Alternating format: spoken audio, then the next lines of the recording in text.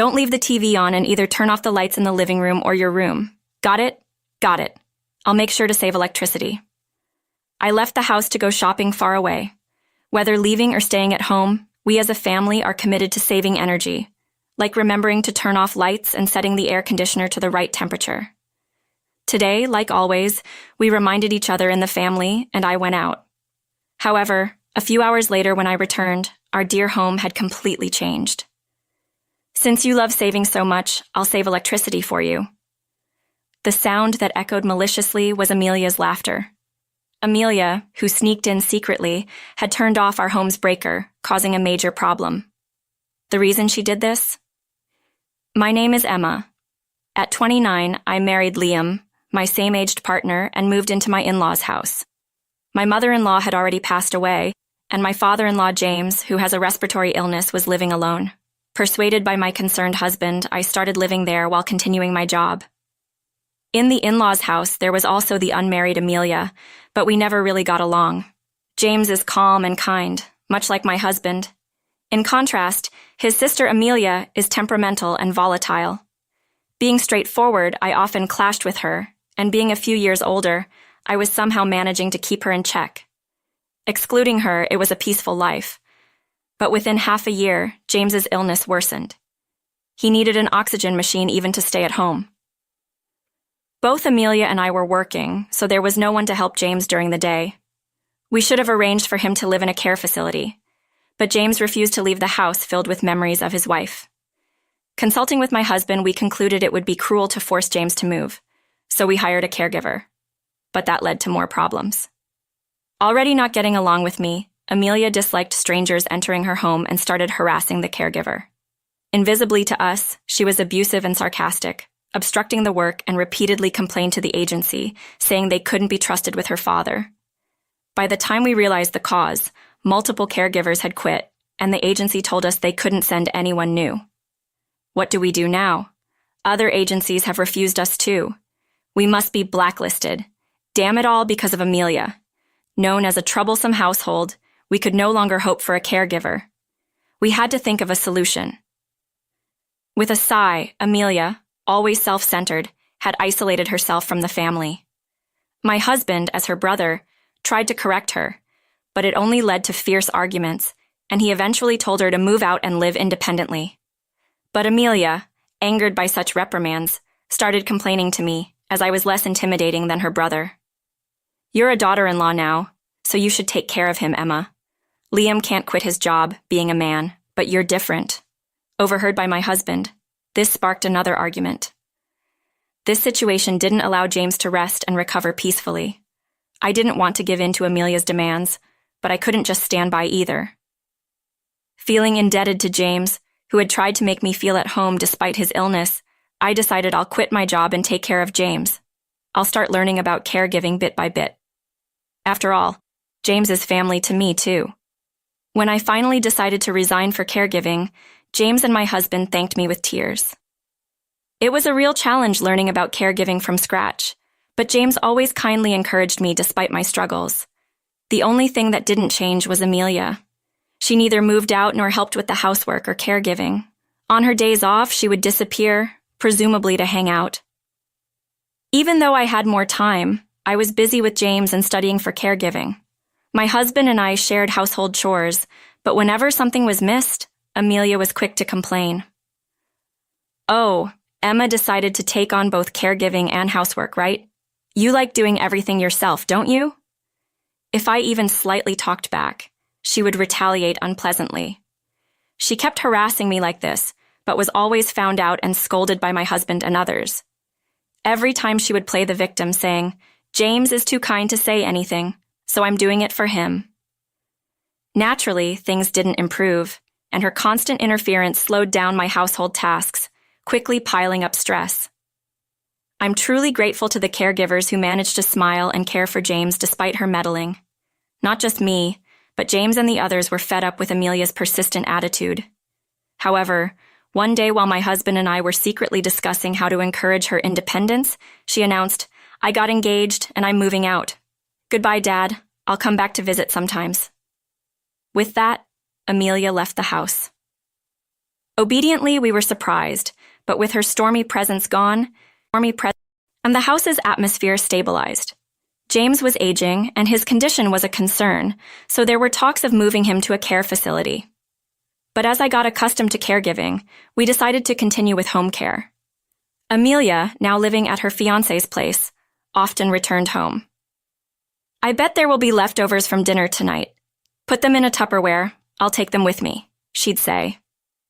Apparently, she was relying on our leftovers to avoid cooking for her fiancé.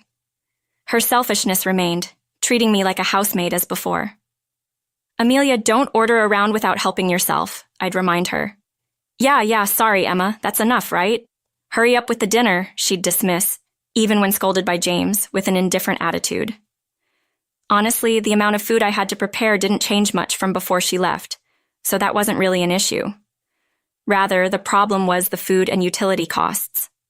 Although Amelia had moved out and stopped contributing financially, her frequent returns and unrestrained behavior strained our budget. Moreover, she had no sense of saving electricity or money. "Amelia, turn off the lights in unused rooms. Can I go ahead if you're not using the shower?" I'd ask. But she'd lie on the couch with her back to the still-on TV, seeming to play games on her mobile phone. She had left the lights on in the bathroom and changing room, indicating she'd take a shower but showed no signs of moving. The unnecessary electricity use and her lingering were holding everyone back. When I asked her to decide between gaming or showering, Amelia glared at me angrily. "Don't tell me what to do. I was just about to go. You always nag about saving and cutting costs, but it hardly makes a difference. You're so petty, Auntie," she retorted, even as James scolded her. While saying this, Amelia finally turned off the TV and headed to the changing room. She always complained, but at least she listened to what was said. However, having worked for years and having a fiancé, her mindset remained that of a rebellious child. I had stopped expecting her to act her age, though I didn't mind it. Our relationship with Amelia didn't improve even after she left home, remaining tense. I had hoped that saving money could be a common ground for our family, but that too seemed unlikely. One day I was driving to a large shopping mall in the suburbs, away from home. I was running an errand for James. James wasn't able to go out, but he needed to carry a portable oxygen tank when he did. For the elderly James, carrying the heavy tank, even with a carrier, was burdensome, and the visible tubes made it obvious he was on oxygen therapy. Tired of being pitied by acquaintances saying "poor thing" each time they saw him, James preferred staying home. There were often errands, but my husband usually handled them when he was home, being careful not to leave James alone. This time I had no choice but to leave him for the errand. I was worried, but James wasn't helpless. He only needed the tank for breathing. He was still capable of doing quite a bit by himself. While it's important to be mindful of saving electricity, I asked him to use the air conditioning as needed, and I set off for shopping. I completed the shopping without issues and returned home with the groceries a few hours later. I had left in the early morning, but now it was evening. Before entering the house, I picked up my mobile phone. There might be a message from my husband about dinner. However, what I saw on the screen shocked me. There were numerous missed calls from my husband James in the general hospital where James goes. A cold sweat broke out on my back. While driving, I'd switched my phone to a mode that wouldn't ring, and in my rush to get home early today, I forgot to switch it back, unaware of the incoming calls. A sense of foreboding crossed my mind. First, I tried calling back my husband, but the phone just kept ringing without connecting. Growing more anxious, I then tried James's number, but there was no answer. As a last hope, I called the hospital. A receptionist answered, and trying to stay composed, I asked about James. "James is currently hospitalized. I can't provide more details over the phone. Could you please come to the hospital?" The receptionist replied. After being transferred to several departments, I was informed of this and froze. I quickly replied, "I'm on my way," and hurriedly turned the car key, restarting the engine. The car was filled with urgency. As if reflecting my anxiety, the roads were congested. James had been fine when I left, waving goodbye as usual. I regretted leaving him alone, wondering how he could have been hospitalized so suddenly. Arriving at the hospital, I headed to the directed room, walking down the tense corridor. I quietly opened the door, and there sat my husband, who had been unreachable. We looked at each other in surprise. but he explained that he was at the hospital waiting for James's tests, which is why he couldn't answer the phone. I couldn't answer the phone either, I said. I'm sorry. That's okay. So how is James doing? He prompted me to look at James, who was sleeping in the bed. His complexion seemed a bit off, but his breathing, which I had been worried about, appeared calm. He's okay. There's no problem with his condition. He's just here for some tests, I said, relieved to hear from my husband that James was not in danger. But why was James hospitalized? Just as I was about to ask that question, the door to the room burst open. It was Amelia rushing in, her eyes filled with fear. She ignored us and ran straight to James's bed. Seeing him lying there, she let out a scream. What happened, Dad? Her voice was so loud that my husband hurried to calm her down, but her frantic voice echoed through the room. Please calm down. My husband tried to pull her away from the bed. Her frightened voice eventually quieted down, but then she suddenly glared at me and started yelling with intense emotion. What were you doing while you were with him? I was overwhelmed by her anger and lost for words. My husband intervened to calm her, but her anger was still directed at me. Confused, I was caught in a strange sensation. James needed oxygen, but such a sudden hospitalization seemed unlikely. Wait, can we talk calmly? My husband turned to us with a calm voice, explaining what he knew. James was transported here because the power to his oxygen device had been turned off.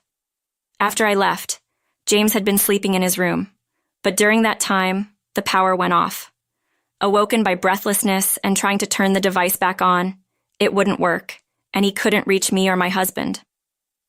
James connected a portable tank and managed to calm down, but he was anxious about waiting for us to return. Feeling a headache, James decided to go to the hospital, but we usually drive him, so he had no way to get there. He tried calling a taxi, but his hands were trembling, making it difficult to dial. So James went to ask neighbors to call a taxi for him. The neighbor who came out to the entrance screamed upon seeing James. He was taken to the living room, laid down, and cooled with ice packs while waiting for the ambulance. That's when James realized he had gotten heat stroke. After that, thanks to the appropriate treatment at the hospital, James's condition stabilized, and he was safe. My husband heard from the doctor that James might not have noticed the heat due to his age, and he thought the trembling hands and headache were just symptoms of aging. Because James had convulsions, he was immediately treated and hospitalized for testing, leading to the current situation. After hearing this explanation from my husband, I asked him a daring question. It's unlikely that the power source for the device wouldn't work. Didn't we install it in a place where the plug couldn't be accidentally pulled out? My husband furrowed his brow and seemed deep in thought. Amelia remained silent during this time, but her face was visibly pale. That's right. It's impossible for it to come unplugged on its own, he said. I went back home to check, and the plug wasn't out. Then how? I was even more confused by my husband's words. He had returned home to prepare for the hospital stay and found that although the power was off, the plug was still connected. He then looked sternly at Amelia. It was clear she was hiding something, but I couldn't understand why he was so angry. Suddenly, my husband shouted at Amelia, "You cut off the breaker, didn't you? Say something!" Amelia jolted, beginning to tremble. She tried to say something, but only inaudible sounds came out. Then my husband pulled something out of his pocket. The hospital had tried to contact me, my husband, and Amelia several times, but my husband was the first to get through. When he returned home for the preparations, he immediately sensed something odd. As soon as he opened the door, a wave of incredible heat hit him. The lights in the entrance hall didn't work. Realizing this, he checked around the house and found all the electrical appliances were off. He rushed to check the breaker, and as expected, the switch was turned off. Surprised and suspicious, he wondered why this happened. There was no event like a lightning strike to cause the breaker to trip, and no other houses seemed to be affected by a power outage. However, he then remembered something. Our house had several security cameras installed before we got married. A burglar had broken into the house, and James had installed them for my mother-in-law's peace of mind, even though we were saving money. Those were kept for everyone's safety, and we weren't allowed to remove them. Footage up to the power outage should still be there. My husband thought so. He quickly restored the power and checked the recordings. I have the footage here. I transferred it to show both of you in the hospital room. My husband took out his mobile phone. He showed us the transferred footage. The first thing shown was a familiar view of our house's entrance. A few minutes after I left, Amelia appeared. I was surprised to learn that she had come to the house and involuntarily glanced at her. She entered the house using her key. Unlike her usual noise, she looked around suspiciously, almost as if she was checking if I was away. My husband then switched the footage from a camera inside the entrance. The breaker in our house is located near the ceiling above the shoe rack. Amelia climbed onto a chair meant for wearing shoes and opened the breaker's cover. "What are you doing?" Even though I knew what was coming, I couldn't suppress my scream. The camera had sound recognition, so along with the movement noises, her dreadful whispering was recorded. "This is the breaker, right? If the fridge stops, Emma will calm down a bit." Her malicious laughter echoed in the silent hospital room. "I'll save electricity for you, your favorite." After that, the footage ended, due to her turning off the breaker. We were all speechless and motionless. If the breaker was off, of course, the whole house's power supply would stop. The contents of the fridge must have spoiled in the hours before my husband noticed her frantic behavior when she rushed into the hospital room, suggesting she hadn't realized her actions could endanger James's life. A very malicious way to punish me. However, her reaction was unbelievable. "It's because you're always nagging about saving electricity." Without any signs of remorse and with tears in her eyes, Amelia started justifying herself. "I didn't know James was home. I thought he had gone out with you. It's your fault for leaving him behind," she kept repeating. "I had no idea this would happen." Contrasting her tearful self-defense, I was filled with anger. Breaking in like a thief and turning off the breaker, it's a miracle he survived. What if something had happened to Dad? I couldn't help but blame Amelia, but she shouted back at me in defense. "But it's your fault. It's because of you that James is in this situation." Her accusations pierced my heart. Indeed, I shouldn't have left James alone. Was it my mistake to leave him, thinking going far with you would be a burden? The tension in the hospital room was palpable. Then suddenly, broken. "Be quiet!" James, who was supposed to be sleeping, scolded her sternly. He couldn't raise his voice much due to his illness being inherently calm. His outburst surprised us all. All three of us turned to him in unison. "Do you realize what you have done? You've caused trouble for everyone and nearly killed me. Emma is not to blame." James's eyes were filled with anger and disappointment. His tone was stern, unlike his usual gentle demeanor. Awakened by Amelia's screaming and commotion, he had heard everything, including the surveillance camera discussion. "If you're going to continue making noise, leave and don't come back to the house ever again," scolded harshly.